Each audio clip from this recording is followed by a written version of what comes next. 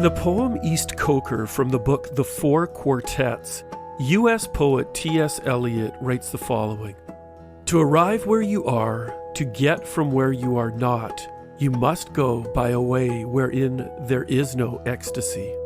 In order to arrive at what you do not know, you must go by a way which is the way of ignorance.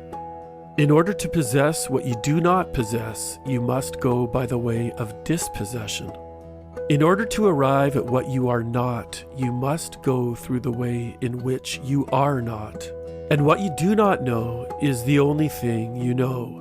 And what you own is what you do not own. And where you are is where you are not."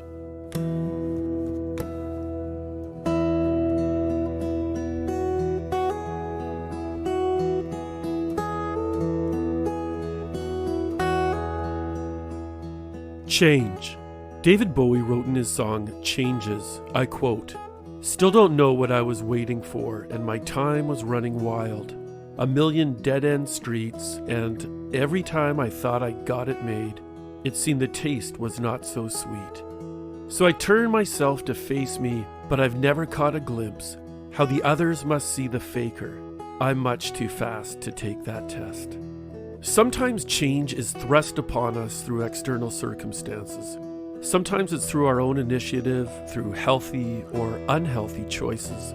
And other times it comes by way of calling, a calling that doesn't often make sense to the context of our existing environment. A major life change that many in our circles won't understand. Yet in the deepest reaches of our beings, there's a transcendent peace to which words do no justice for. Born in 1674 in Southampton, England, Isaac Watts left this world a treasure of profound musical works and poetry. Almost everyone is familiar with his Christmas song, Joy to the World. One of his greatest works, When I Survey the Wondrous Cross, contains the following lyrics: "When I survey the wondrous cross on which the Prince of Glory died, my richest gain I count but loss, and pour contempt on all my pride. Were the whole realm of nature mine, that were a present far too small, love so amazing, so divine, demands my soul, my life, my all." Change, when put into the focused light of this truth, is really not change at all, but more of a coming home. As humans, we so often fight change and sacrifice our best lives on the altars of comfort, fear, perception of others, and self-indulgence. We're all guilty of it. What would life look like if we finally had enough of ourselves? Life where we come to the point that our richest gains are counted as loss. Where our pride is threshed away so our true selves break forth in ways we never could have imagined. Where the insecurities of comfort, fear, perception, and self-indulgence no longer are our core determining factors in our life decisions. This is the healthy change where on our deathbeds we have no regrets of a life wasted on trivialities, such as the type of house we owned, career we had, image we presented, or the wealth we squandered on ourselves while others starved. Stay with us today as we meet someone who's taken these steps in his life. He hasn't arrived or perfected this path, but has done what few of us do, embraced it.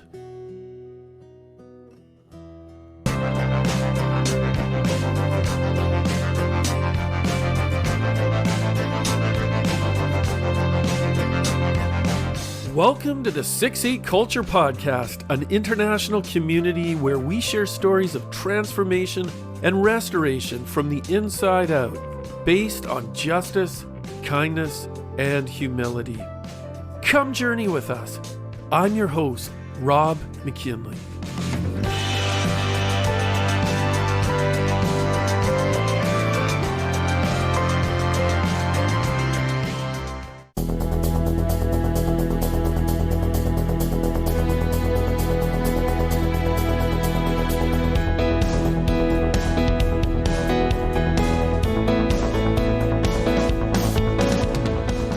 I first encountered today's guest about 17 years ago in a coffee shop through a mutual friend. He immediately struck me as someone I wanted to get to know. Since that first meeting, I've watched as he and his family embarked on a journey, but not any journey, a life journey, one that can only be classified as faith. One that's taken him from a comfortable life as a business owner in Canada. Selling his livelihood while pursuing a seminary degree, he sought out a life of mission and purpose with the poor and marginalized in Bolivia and then the Philippines, and then back again to Canada, now in a pastoral context. I can say with conviction that this is a man who relentlessly pursues justice, consistently errs on the side of kindness, and his humble ways bring a spirit of levity even to difficult situations. He's a pretty funny guy as well, but I'll leave that for you to decide. Duane Guthrie, welcome to the 6-8 Culture Podcast. Thanks, Rob. It's a privilege to be speaking with you today. It's great to have you join with us, Duane. So you're joining us from Fort Saskatchewan, Alberta. Let's take a little journey back to Vancouver Island, where you owned an audio-video business. Tell us a little bit about your family and your life back when you owned your business prior to this grand adventure we're going to be discussing in the podcast.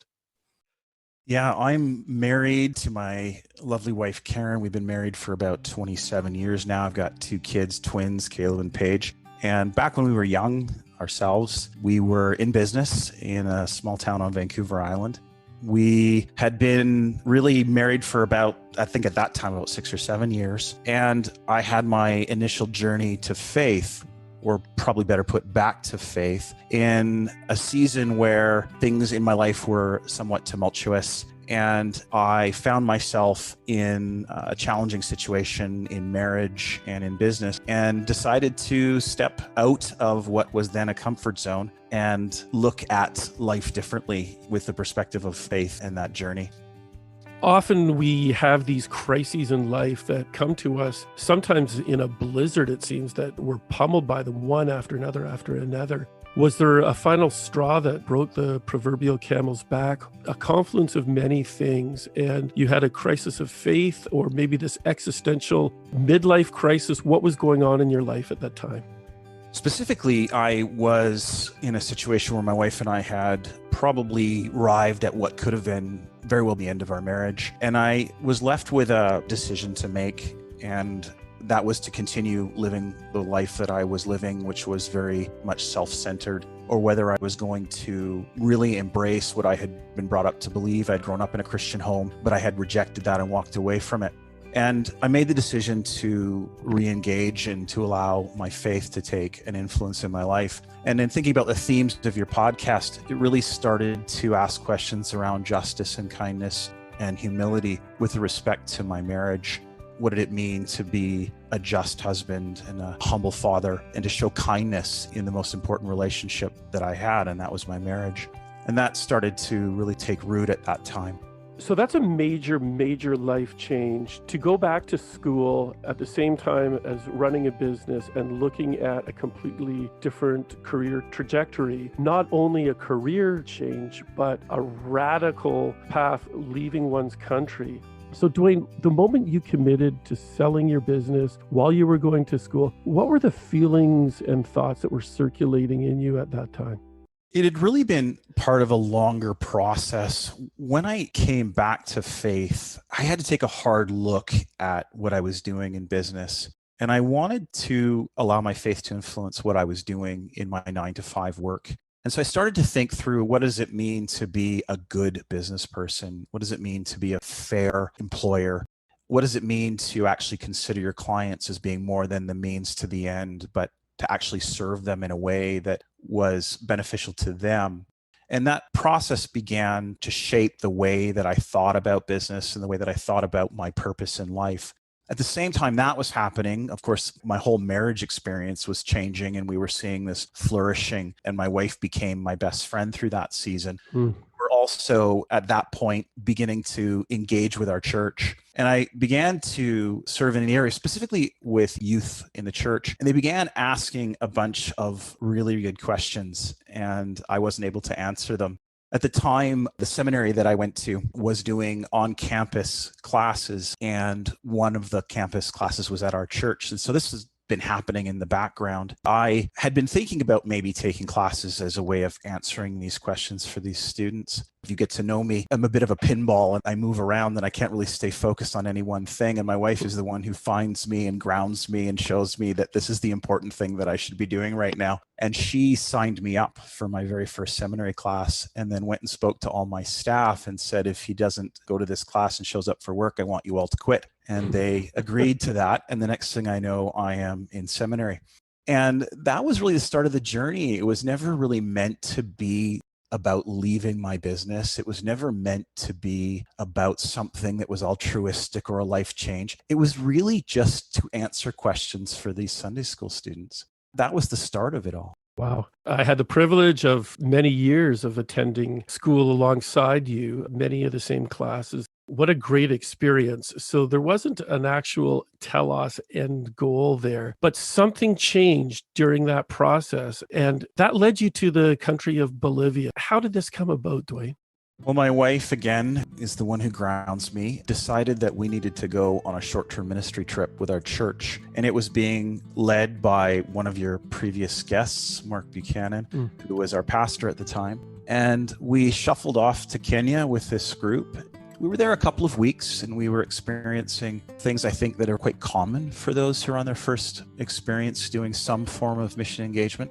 When I came home, I found that I wasn't home anymore. I found myself in the midst of a disorienting dilemma and I wasn't able to settle. And so about 2 or 3 months after returning from this trip, I found myself in another circumstance in an event that was being hosted by an organization called Canadian Baptist Ministries. Karen and I both began a conversation with CBM that weekend that led to our making the decision to apply to see what possibilities might exist. Those led to our eventually coming on staff, really only about 6 or 7 months after that, which led to our being asked to serve in Bolivia. And after finding Bolivia on a map, because we didn't know where it was, we made the decision to leave. And I think what was really attractive for me about that, Rob, was they offered us the chance to serve in a microcredit program. And of course, I was early on in my seminary degree at that point. I didn't really feel like I had the skills or the ability to do what I saw as mission. And I had a very truncated idea of what mission was. And CBM introduced me to something called integral mission. And it was this idea of bringing our faith and this sense of social action, so justice, kindness, humility, and bringing these together in activities that moved beyond just simply the act of preaching or teaching, but into daily life. And so being able to go and serve in this microcredit program really felt like it was taking this past experience of my life and weaving it into this new that was developing through my time with Carey Theological College into this next adventure.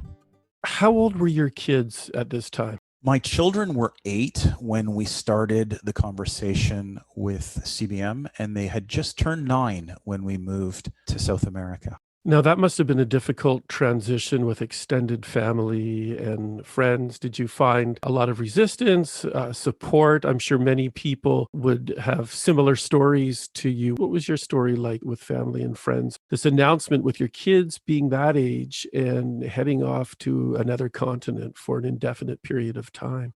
I think, as you would expect, there were mixed responses. Those who weren't really close to us obviously were very excited, and we would hear stories of inspiration. Those who were closest to us, I think it depended often on where they were in their faith journey. So my parents were excited about this idea, not about losing us to another country, but certainly were supportive of our making this commitment. Other family members, my wife's family, were less so. In fact, some were quite negative, and it was a difficult transition for them. And I think there were times actually where there was some potential conflict that we had to work through. So there was mixed responses. And I think for us, we had to always try to be conscious of the fact that the people we were talking to were carrying their own emotions, their own fears. And we had to balance that and be conscious of that, but also really trust that this was a call and to step into this and allow all of these other emotions that were swirling around us not to take our eyes off of what we felt that we were being called to do.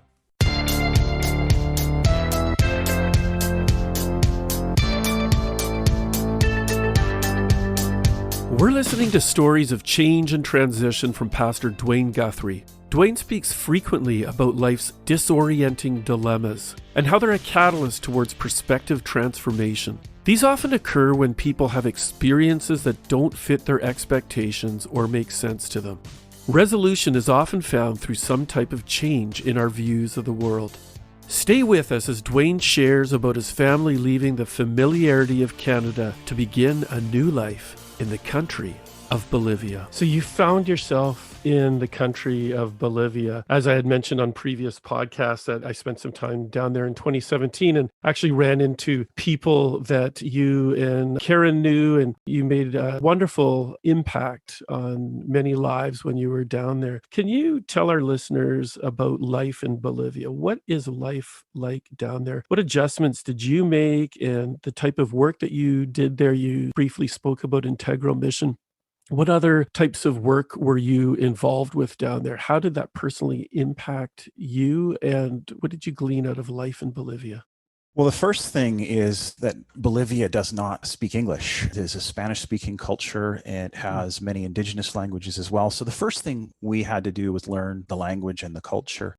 There was really a sense of adventure, which I think kept us going in those early times. I remember little things like trying to fill up our car and not knowing how to say diesel properly, and people not understanding what it was that we were trying to ask for, and trying to shop in a grocery store or figure out how to do even the most basic of things that were done differently. And of course, it's a former Spanish colony, so even the bureaucracy isn't an English-based bureaucracy. It is a Spanish-based bureaucracy. And so there were so many things that were foreign to us. As much as we could, we certainly tried to lean into the adventure of it all. But there is a time where you're in about 6 weeks or 8 weeks, for those who have made the decision to move into a new culture will relate to this, where culture shock begins to set in. And you begin to have those feelings where you think you've made the biggest mistake of your life. And you can't help but wonder if you're really starting to lose your sanity.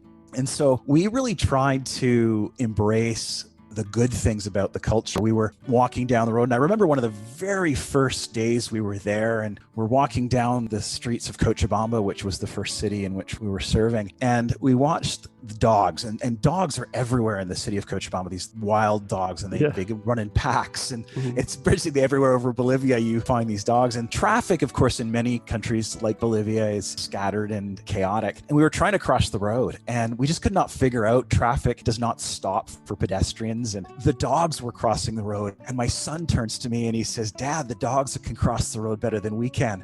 And it was just one of those humbling experiences of knowing that I don't know anything. And probably before you go, I think maybe this is a common thing. You think that maybe you're going to go and you're going to do something good. You're going to go help. You certainly want to. We don't set out on these kind of trips to do mediocre things.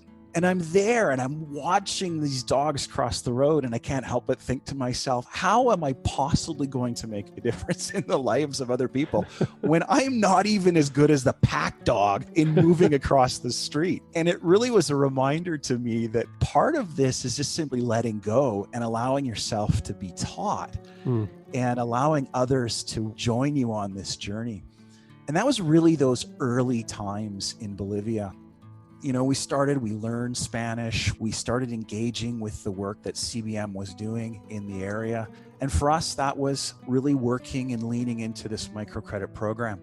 After a year, we learned Spanish, we moved to the city of La Paz, and we were working in El Alto, which is the city right next to La Paz. The two are really joined together. In many ways, they've grown into being one grand place. And El Alto is sprawl, I think you'd call it the Wild West. We were working with the microcredit team. And again, it was a season of shared engagement with people and getting to know the context of people's lives, learning to love all things Bolivian. People talk often about Argentinian barbecue, the way that meat is cooked. I will put Bolivian barbecue up against Argentinian barbecue any day. And sitting there and cooking meat on the grill and enjoying meals with Bolivian friends and just really making it home. That was really the big part of our early time there. There's so much vibrancy to that culture, and there's so much struggle being such an impoverished nation. What did you find as some of the greatest challenges for Bolivian people pertaining to poverty? For the people that we were working with, much of them were the working poor. They weren't perhaps in the level of abject poverty that I saw later when I was in the Philippines. They were really one illness away or one tragic event away from sliding into abject poverty. The climate in El Alto is colder, so you don't see the kind of exposed poverty that you would see in warmer climates, but it's hidden, it's tucked away behind walls, and it's moved with multiple families in these very small locations and really trying to eke a living out of an environment that is very unforgiving. But in the midst of that, there's also this great love for family and this support for one another. And I really found that to be very inspiring. My role with the microcredit program was to help them think through business development and to look at what was happening in the program and to see if there were ways that we could help make things more robust. And I remember early days where people would come in. I was in the office, they would come in, mostly women. It's typical with microcredit programs that the vast majority of beneficiaries are women. And there's many reasons for that. In this case, I would watch these women come in and they would not be able to really engage with us. You could see they were very nervous. They wouldn't look us in the eye. Some of that was cultural, but most of that had to do with deep-seated shame. Many of these women had experienced significant trauma in their lives. And so we would watch them come in month after month after month and really struggle just simply having a conversation with us. And it led to a conversation with our team around doing business. And I asked the question, if these women are struggling with issues of self-esteem, if they're really shy or they're feeling shame, how is that impacting their ability to engage in their business? And of course, these were all microcredit programs. So these are cottage industry, a lot of sewing or cooking or really micro businesses. And I asked, how does this impact their business? How are they actually able to engage? And really thinking again through your theme of justice, humility, and kindness, they had so much injustice that had been thrust upon them that they were not dealing with humility, they were dealing with shame. And that was really oppressing them. And through the team, the conversation, we brought in a psychologist, a woman from the city of La Paz, a student, graduate, and she was brought in really to help teach something as simple as public speaking. She taught these women, and we watched these women come into these classes and discover themselves. We saw not just flourishing, we saw not just these women coming alive and being able to have conversations with us.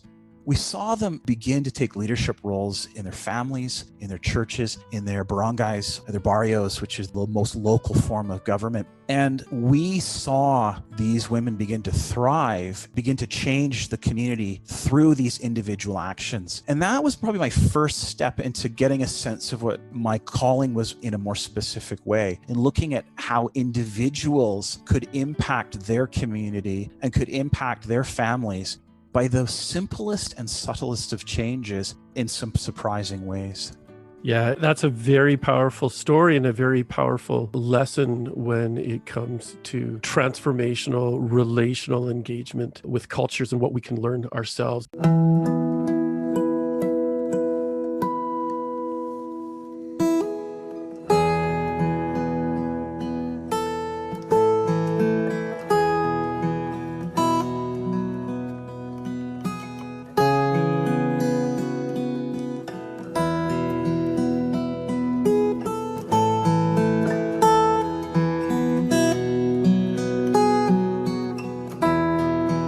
You've built a life here in Bolivia. This is now home, and yet you find yourselves heading across the Pacific Ocean to the Philippines, a new culture, new learnings, new opportunities. I had the opportunity to visit you there in 2016, Duane, and I immediately fell in love with that country. Can you tell us about your time in the Philippines and that transition from Bolivia over there? Here's yet another change for you. There was a growing sense in my time in Bolivia. I had moved from a city program a couple of years in. They had moved me back to Cochabamba, and I was involved in the national programs in the country. And in those kind of engagements, you're always looking at the top level. You're looking at the big picture. And I was working with another group from other organizations, and we were trying to push this down closer to the ground as much as we could. And I'd read a book by Schumacher called Small is Beautiful. It was written in the 70s, and it's a book that talks about economics. It's really, the subtitle is A Study of Economics as if People Mattered. And of course, I was involved in what we now call business's mission or marketplace ministry. Mm-hmm. We were trying to see how we could engage with individuals, much like what we were doing in El Alto. And it's really thinking about this idea of being an agent for transformation. And I found myself at an event where a lot of Latin American countries and missions came together. And I had an opportunity to experience this seminar, which was actually titled Church as the Agent of Transformation. And it was hosted by a very well-known theologian, Latin American theologian by the name of Rene Padilla. They were really talking about how the church could be involved in these kind of engagement pieces. But in this particular seminar, it turned out to be really the big players like World Vision and Compassion International talking about their work through the local church. And it was phenomenal. I mean, there was certainly nothing about what they were saying that was problematic. It was very inspiring. But I came away from that wondering what were the stories and where were the stories of local communities and local individuals doing this kind of work? Did it always have to be done through these large organizations? And of course, I worked for CBM. We weren't a large organization, but it was still this top-down approach where we brought funding and the projects were large, and I was looking at the entire country in the scope of the work that I was doing. And yet my greatest passion and my greatest sense of joy was coming from these smaller pieces of work that I was doing with little projects with microcredit or working with local business people or seminar work with local pastors, really wrestling out what it meant to be an agent of transformation in the small as opposed to in the big. That started having Karen and I thinking about what it was that we were being called to do. And we started a conversation with CBM leadership, and we felt that we probably needed to move through a series of conversations that ended up being Manila. And in many ways, it was not so much for us to go and do, because Manila has so much going on. The Philippines is just a vibrant place for action from outside organizations, but also the Philippine church is doing incredible work there as well.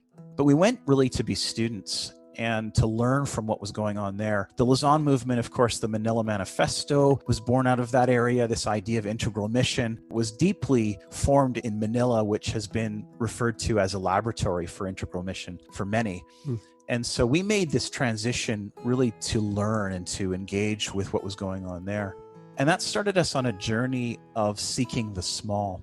And we went, of course, in the capacity of our work with CBM and to look at doing microcredit or business as mission. And we started programs like a cooperative, a rice cooperative, and we worked with others doing things like coffee shops and things like that. But the greatest joy was working with young people who had a business idea.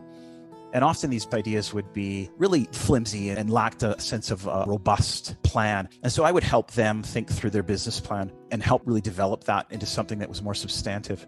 But in that, I was able to ask them questions about how they thought their business was meant to serve their employees or to serve their community. And it was really a throwback to some of my earlier questions when I was in business as to what are we meant to do as business people.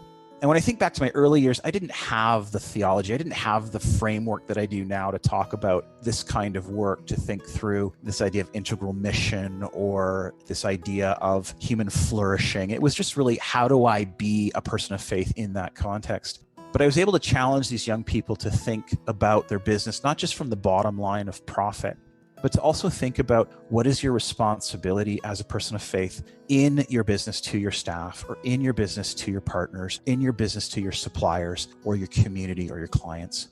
That grew into some robust work both in Manila, around the region, and outside of the Philippines. What a great question to ask outside of the Philippines, here in Canada, in America, all over the world, in that pursuit of seeking the small, of what can my business do to act in a serving capacity? How would our world be transformed so much for the better if that was in all of the business schools that people go through for their MBAs and looking at it in an entirely different context, in a sense of mutual service?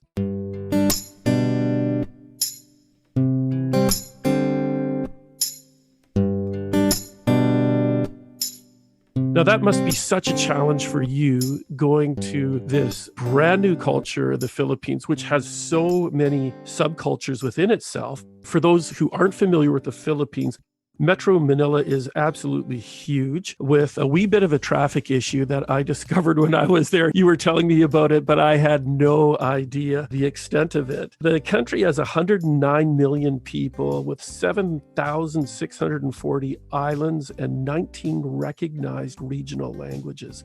So there's a lot going on there. Duane, you have some pretty incredible stories, and I remember a few very profound moments that I shared with you when I was there. I think one of the greatest moments that I had that still impacts me to this day and brings me close to tears, it was late at night and we were coming back from the Manila area, and you were living in a region, I guess, which would be considered in the provinces called Cainta Rizal. We were sitting in this jeepney. A jeepney's like a school bus that's been all customized and modified. That's a main form of transportation for many Filipino people. And there was this little boy who gets off the jeepney in Cainta, off into the darkness of the night at 11 p.m. He looked like he was about 4 years old or so. And my heart just broke. And I was just thinking to myself, where is this little fellow going? What kind of obstacles and predators are out there? How is he being protected?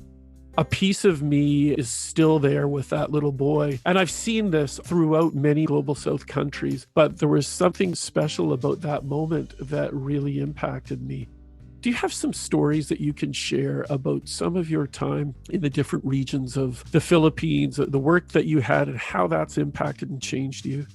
Yeah, I think one of the things that I would say about my experiences in the Philippines, and frankly in Bolivia as well, is that I was changed more than I did any changing for others. You can't help it. These are robust societies. They're just amazing. The people are phenomenal. And they make things work. When I think about my own life and some of the things that have caused me to stumble or to feel like things were falling apart, I look at the lives of some of these people that I've worked with. Their resiliency is profound.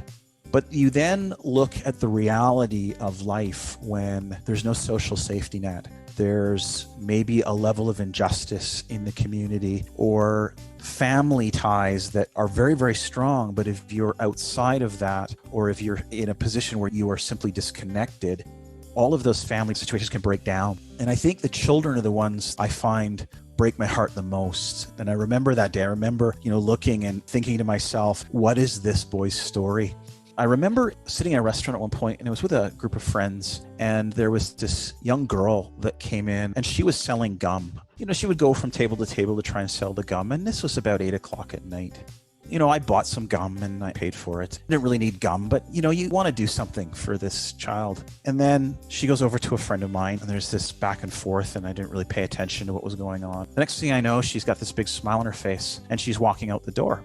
And my friend's got this huge pile of gum in front of him. And I laugh and I said, what did you do? And he said, I bought all her gum. And I said, why did you do that? And he said, because she's not at home and she can't go home until she sells all of this. And I remember thinking, you didn't really change her life. So I asked him, I said, what difference do you think this made? And he said, it made a difference for her tonight. It struck me, and it never left me, that it's in those little moments. We may not be able to make the kind of large change that we hear about. What I find most inspiring about your podcast, Rob, is these amazing stories of transformation and these people who are doing grand things. And I applaud that. I was involved in that in the various places that I've worked in partnership with CBM. But what has moved me is those small moments, would call them mustard seeds, where an impact is made on a person's life, like this young girl.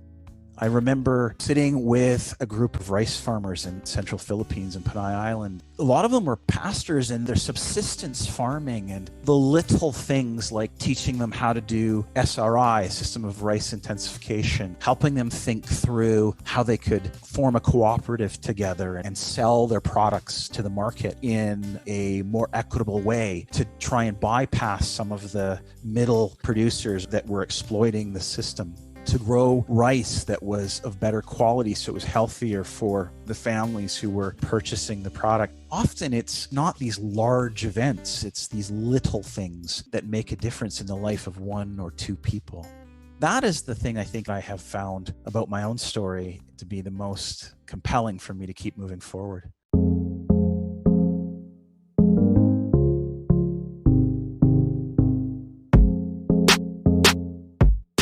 What does it take for us to grow as humans?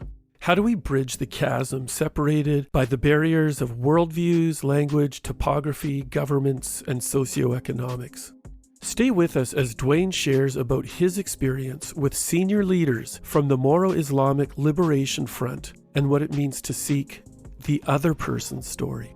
As far as my own travels have gone, it's such a country of kindness and hospitality. The people there are so friendly. Even when they give the strange stares, I remember you and we were on the train. I think it was on a train or a jeepney, and there was a security guard giving us a really strange look, and he had this stone face and he had the M16 with him, just staring us down. I'm like, Duane, why is he looking at us so strangely? And you said, oh, he probably thinks we're CIA. And then I laughed it off, and you're like, no, I'm serious. He probably thinks we're CIA. And things have changed a lot there with President Duterte. And there's a lot of controversy surrounding his leadership. A lot of positive things have happened. A lot of questionable things under his leadership have happened. But the Filipino people love him. I think that's pretty much across the board. Along those lines, I recall you telling me about some of your work that brought you down south to the Mindanao region, where the extremist group Abu Sayyaf and the Moro Islamic Liberation Front have a strong presence. Now, in 2015, I think many people had heard in the news that 2 Canadians were abducted there and subsequently beheaded on Samal Island, just off Davao. I recall a story about you in this region that you told me that really shocked me. Can you share a little bit about your work down there and a story or two? Yeah, I think I have 2 personal tragic flaws, Rob. One is that I don't know how to say no, and the second is I don't ask a lot of qualifying questions. Mm-hmm. And so that often gets me into trouble, and more often actually gets me into adventures. And this was one of those stories. One of my colleagues from Canada was coming to look at some of the projects that CBM were doing in the South. And this was actually at the time when those 2 Canadians were still alive. And so this was very much in the thoughts and minds of everybody. So we flew south, and I thought we would just be going around the city of Cotabato and looking at projects. Next thing I know, we're being piled into this truck, and we're driving, and we end up in the middle of nowhere, and I'm in this village, and it was a Muslim village, and we were meeting Muslim leaders and looking and seeing some of the different projects that the organization was doing. And then I find myself sitting and having tea with a bunch of people, and then I'm being told that these are senior leaders of the MILF. Now, it's important that we remember that at one point they were a terrorist organization, but they've now working closely with the government. And I am not qualified to speak on Filipino politics and development. But in this particular circumstance, our organization was working alongside local community groups in doing things like water projects and doing bridging so that children could get to school safely across rivers that in the rainy seasons would overflow and be quite dangerous. And they wanted to come and say thank you. And one of the things they wanted to do was take us upriver. And so we're suddenly in this little canoe. It's long. There's like 20 of us in this canoe, and there's water on either side. And we're going up this river, and, straight out of some movie. And we're going farther and farther and farther upriver. And we get to this house that's accessed only from the shore. And we walk up this house, and we sit down, and we're listening to this person who's known as the mayor. And his role is to tell stories and to help people to know about the history of what was happening in that region during the most violent of times. And he starts telling a story of a time where the national police and the MILF forces were in direct conflict. And he's describing this action, and it happened right on the front lawn of this place that we were staying. And he's describing how the police were coming up the banks and across the lawn. And I'm living this story. I'm sitting right there. And when I got back into Cotabato, I looked up the story on Wikipedia, and it was exactly the way that he had shared it. And it struck me about how often there's these stories, these rich stories from the other side. And it was a reminder to me that we all carry a story. We all have a story. And when I was moving into these locations or when I was working with these other people, I don't think prior to that experience, I was really seeking the other person's story to the level that I ought to have been. Now, again, I'm an outsider and I don't want to comment on all of what happened in the south of the Philippines, but there are changes happening, and it was digging into those stories, and that led to a series of conversations amongst our colleagues around ways that we could help those stories to get told. Some really smart people, I can't take any credit for it, but some really smart people decided that we would bring youth from the Mindanao region, Davao City, Cotabato, and young people from Iloilo and the Panay region, and bring them together. And this is especially important because much of the conflict happened between Christians and Muslims, Christians from Central Philippines displacing Muslim people. So a lot of land reform issues, a lot of injustice really on both sides. And it was important that they could tell their stories. These young people began to hear one another and began to embrace one another across both political divides, religious divides, regional divisions. And it began, for me, this idea of pressing into other people's stories. Where that ends up going, I don't know. I've been out of the Philippines now for a couple of years, but it was giving space for other people to hear those stories of injustice and look for ways that we can help to affirm other people simply by hearing them, letting their stories be told. Yeah, that's so well said, Duane. It's really great to hear the other side. I guess you were in a naive state of bliss, so you didn't really consider the implications of the potential danger that you could have been in.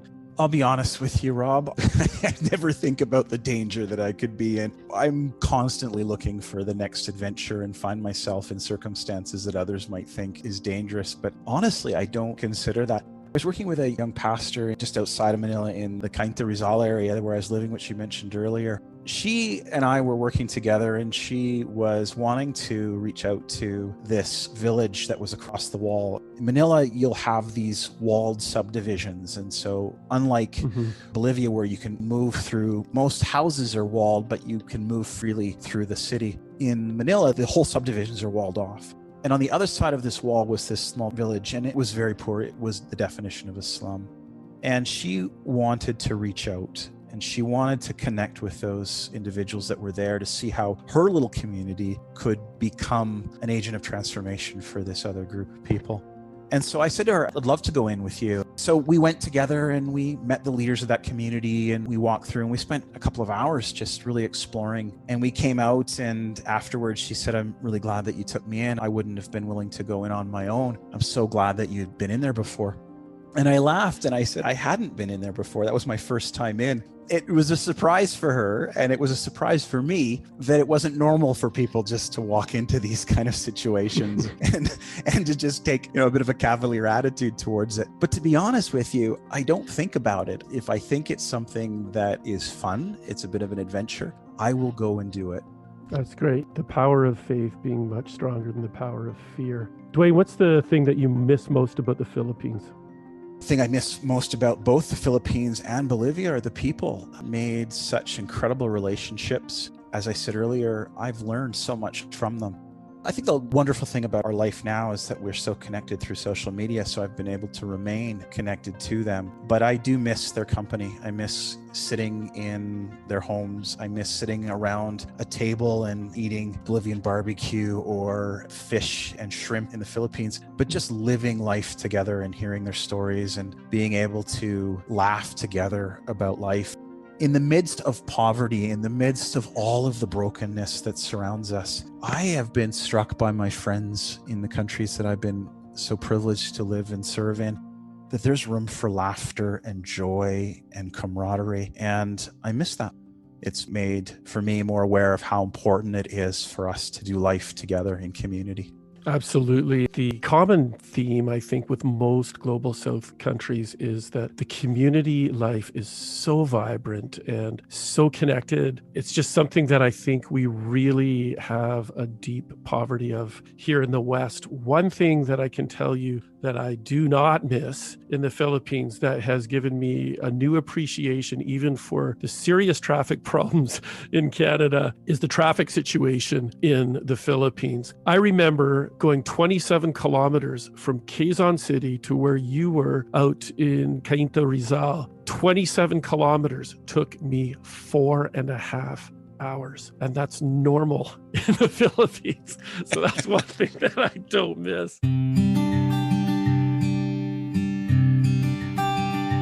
Duane, you find yourself pastoring in the prairies of Canada now.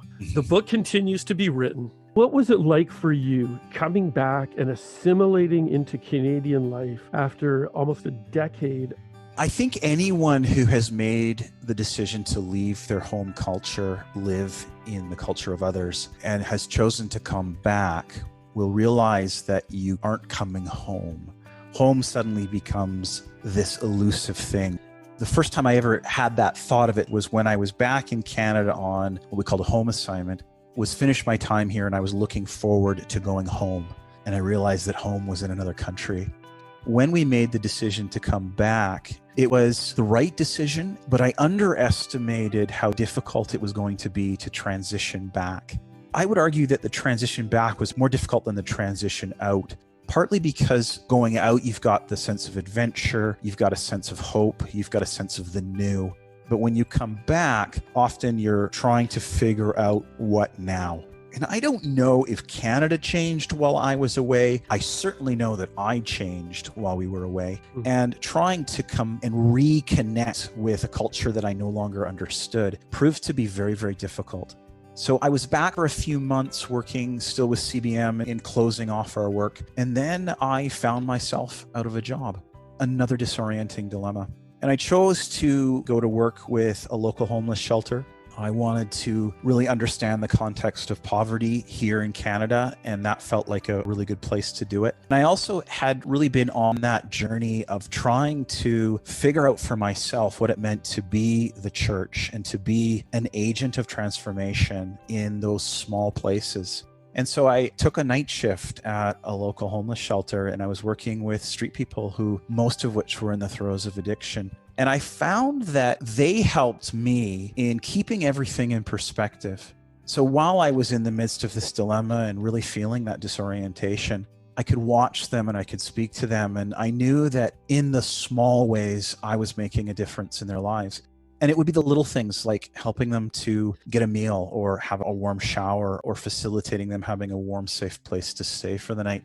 Not making any long-term change in their life, but for that moment, trying to be somebody who saw them. So often homeless people are lost. People see past them, or they're spoken about as a problem or a crisis. And I discovered in that time in the shelter, really seeing a person. Poverty in Canada often is associated with real deep structural issues of brokenness and trauma. In one of the wealthiest countries of the world, to see this level of poverty, I don't think my former colleagues in the Philippines or Bolivia really comprehend that poverty exists here. They think this is nirvana. They think this is utopia. They think this is the place to be. And when they would hear about stories of poverty, they wouldn't believe me. And so I launched myself into that grassroots and to try to see the poor here as people. And that led me to working with the Salvation Army as a community services coordinator and working with many of the same clients, trying to figure out what it meant to be the church and what it meant to be agents of transformation in the kind of poverty and the kind of desperation that we see here. It took me a while to feel settled. It took me a while to feel like I was doing something meaningful. For me, it felt like I had stepped away from something profound, something that someone would interview you in a podcast about, to something that was irrelevant. I probably was fighting a bit of my own ego. I won't lie. There's a bit of that sense of doing something that others think is important. You can kind of get caught up in your own story a little bit. It wasn't until I left the field, it wasn't until I sought the kind of work that nobody really talks about, that I found what it meant to be a Jesus person in the day in and day out in the 9 to 5. And it brought me back to some of my early conversations about faith and business and what it meant to be a person of faith in the context of the workplace. But it was born out of a real deep struggle of discovering who I was when I wasn't the field worker, when I was no longer the person that people wanted to speak at their churches, when I was no longer remembered and recognized. My prayer card, which is often issued to people to remember us while we're in the field, those were often on people's fridges or pinned up on church walls. They were now taken down. They were in the trash bin, and I was no longer that person. It was a difficult transition. It was very, very difficult for me. It was, I think, a necessary transition. It allowed me to really think through, how do I help others whose lives don't necessarily fit the kind of framework of going overseas or engaged in large-scale poverty work or in non-government organizations or mission organizations. But it allowed me to really step into the shoes of the ordinary life. And I am absolutely ordinary. There's nothing special about me. I think back to my business and all the business development stuff that I've done, and I'm not a particularly good business person, which really makes this whole thing a little bit humorous for me, that I would find myself teaching business in other countries when I myself am not particularly gifted and skilled person in that area. But this season of transition back to Canada allowed me to step back into that and remember what it felt like to just go to work, where most of what I did was trying to figure out what it meant to just earn a living. It was an incredible journey to really think through being that person of faith in contexts that don't necessarily attract a lot of attention. I'm actually finding myself in a similar position right now. That's a beauty about humility. Finding that sense of purpose and call in the context of the ordinary. Remembering that our faith is really defined truly to an audience of one. Humility can take us and shape us and mold us and find that regardless of the context of where we live or what we're doing, that same well that we drink out of can be applied wherever we are. And now you're finding yourself in a pastoring context in the prairies in Canada. I'm sure your skills and the wisdom that you've learned out in these other lands have been great to apply where you're at right now. So the book continues to be written for you, Duane. Do you have any pearls of wisdom or experience that you can share with our listeners that may find themselves in a very similar position that you were in prior to selling your business and where you are now? I would encourage you to try not to push away these disorienting dilemmas. I think the one thing, if I can say, if there's anything that I did right or continue to do right, is I try not to rush out of those moments where I feel disrupted. I felt disrupted when I came back from Kenya, and that led me to selling my business and moving to Bolivia. I felt disrupted in Bolivia when I was looking at these larger stories and wondering, how does this matter for these people that I'm doing microcredit with? Can they be agents of transformation, or are they solely beneficiaries? What is our story when we're not involved in the big projects? It was the same disorienting dilemma that happened for me when I was working with pastors in the Philippines or working with rice farmers in the Philippines and asking, when I don't know anything about the context, what is it that I actually bring to the table here? Because I've been brought here, I'm part of this conversation. I'm not the person that's the savior. I am not the one they need, but what do I contribute? What part do I play in seeking justice and kindness? Is there a humility that I can bring into this, but not a humility that says I don't have a voice, but a humility that says I might have something to contribute, so I will offer it and see where it goes. I'm in that same situation now as I've transitioned out of being in community engagement or community development and into pastoral work. Really, part of that transition was yet another dilemma.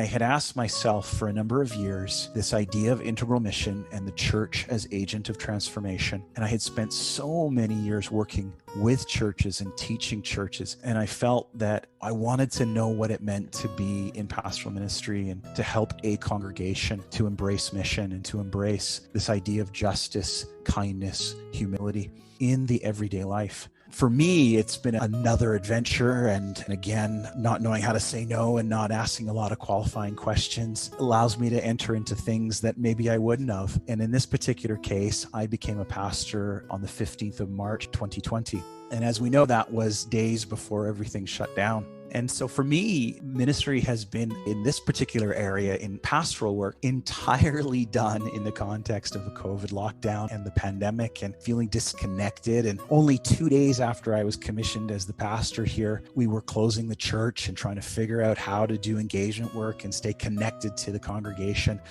I think when I look back on the last 12 or 13 months, I can say with humility, I've made a lot of mistakes, but that's been okay.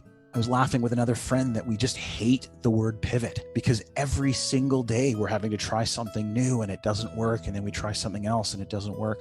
I think more than ever, we have an opportunity to allow this giant disorienting dilemma that is COVID-19 and a global pandemic to shape us and to open us up to asking those deep questions. And that is, what is it that I'm being called to do in my context? And for some, that might mean maybe you're supposed to sell your business and leave for another country. But most of us aren't. Most of us are going to be in the everyday life. And I want to know what it means to be a workplace person. Life's got to be more than just getting up, going to work, coming home and watching Netflix. And I want to help people discover what that is. And I think we have in the small places, in the everyday places, our workplaces, we're shopping for groceries, when we're interacting with government services, some of the most challenging things when I lived overseas are also some of the most profound places that we can seek justice, that we can share kindness with others, that we can live that humble life. And in the midst of turmoil where we're seeing upheavals in society, we're seeing social media arguments back and forth where we simply cannot find common ground, I think the church has an opportunity to live that humble life, that non-anxious presence, as one of your previous guests recently talked about. And I think that's actually the greatest opportunity that we have as the church and as individuals to allow this dilemma, to allow this giant disorienting dilemma that we're in right now, to influence and shape the way we interact with others, to be that seed for change. It might be big, but for most of us, it's small. But I'm utterly convinced that small is beautiful. What a great perspective to look at a crisis that we're in with such wise words from our guest, Pastor Duane Guthrie, on today's episode of the 6-8 Culture podcast. Thanks so much for joining us, Duane, and sharing this journey of your life with our listeners. Oh, Rob, this has been awesome. I really love talking to you anytime, so thanks for the opportunity to share.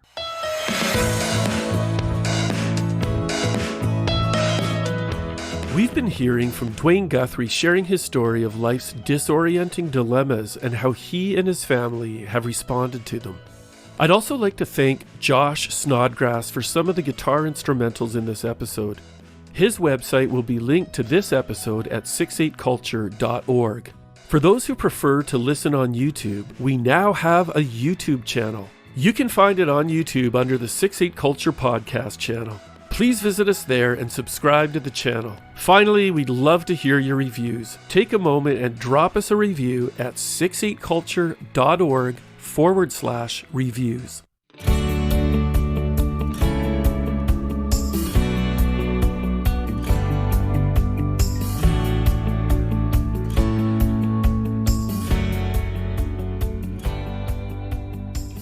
Thanks for sharing your time with the 6-8 Culture podcast, where we share stories of personal transformation that are making our world a more just, kind, and humble place. Join us for our next session of impacting stories with 6-8 Culture. This is Rob McKinley signing out with a reminder for us all to act justly, to be kind, and to walk humbly.